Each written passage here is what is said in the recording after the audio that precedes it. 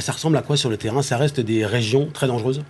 Oui, alors bon, on parle du Mali cette fois-ci. Il faut bien faire la différence entre le pays et la bande sahélienne. En fait, le sud Mali reste relativement sécurisé. Ce qui est vrai, là, on parle par exemple de la région de Kidal. La région de Kidal, elle se trouve à l'embranchement entre l'Algérie, le Niger et le Mali.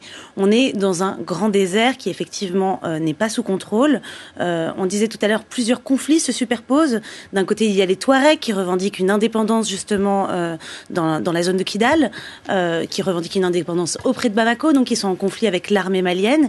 Et puis de l'autre côté, effectivement, il y a des groupes diffus terroristes, des islamistes, des proches d'AQMI, du Moudjahou, d'Ansardine. Il y a effectivement toutes sortes de groupes terroristes qui ne recherchent pas les mêmes choses. Dans le cas d'AQMI, effectivement, ils pratiquent souvent le rapt et ils font ça à des fins en général financières. Cette fois-ci, on est sans doute face à une tractation d'otages, à un échange d'otages.